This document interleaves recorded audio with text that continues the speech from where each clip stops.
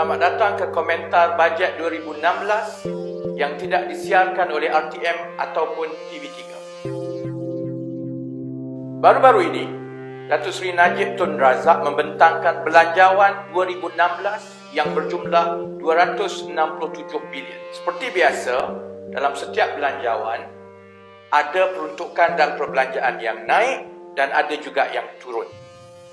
Peruntukan kepada Perdana Menteri akan naik lagi dalam tahun 2016, menjadikannya peruntukan paling tinggi kepada seorang Perdana Menteri dalam sejarah negara kita.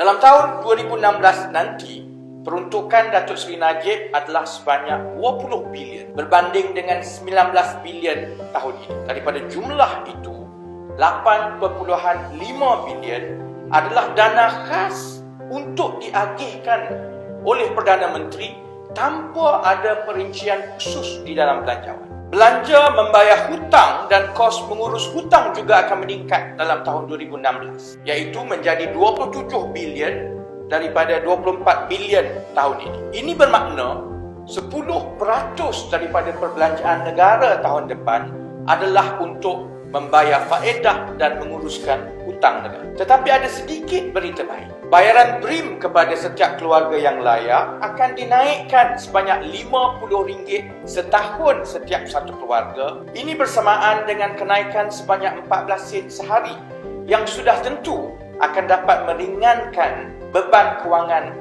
keluarga miskin di negara ini.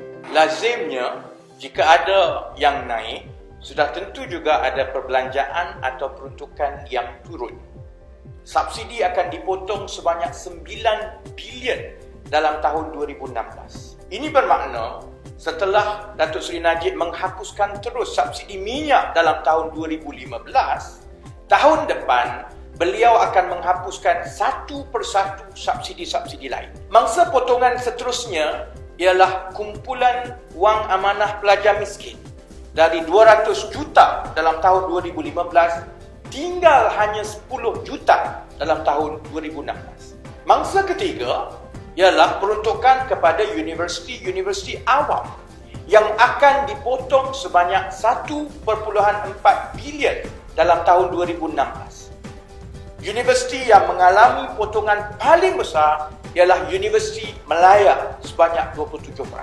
Dan tidak cukup dengan itu, Datuk Seri Najib akan turut menghapuskan subsidi minyak masak tahun depan. Subsidi minyak masak yang akan dihapuskan terus dijangka akan menjimatkan perbelanjaan Datuk Seri Najib sebanyak 950 juta ringgit. Tahun depan, perbelanjaan yang meningkat oleh kerajaan akan dibiayai oleh rakyat Malaysia dengan membayar cukai yang lebih tinggi. Datuk Seri Najib akan tersenyum lebar kerana kutipan-kutipan cukai akan meningkat seperti berikut. GST, rakyat Malaysia akan membayar lebih tinggi tahun depan. Kutipan meningkat kepada 39 bilion dalam tahun 2016 berbanding dengan 27 bilion tahun 2015. Rakyat Malaysia akan turut membayar duty excise ke atas kereta, rokok dan barang-barang tertentu. Kutipan tahun depan dijangka meningkat 200 juta, menjadikan 12.4 bilion berbanding dengan kutipan 12.2 bilion tahun ini. Rakyat Malaysia juga akan membayar cukai pendapatan individu yang lebih tinggi tahun depan. Kerajaan akan mengutip 30 bilion cukai pendapatan individu dalam tahun 2016 berbanding dengan 28 bilion tahun. Buat pertama kali dalam sejarah negara ini, tahun 2016, sumbangan cukai yang terbesar adalah dalam bentuk cukai-cukai perseorangan begini, iaitu cukai GST, duty excise dan juga cukai pendapatan individu.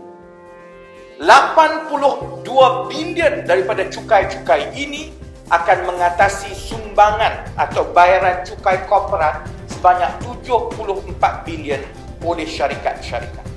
Bajet 2016 boleh disimpulkan dengan begitu mudah, iaitu beban cukai rakyat akan meningkat tahun depan, tetapi pada masa yang sama, perbelanjaan-perbelanjaan rakyat juga akan dipotong.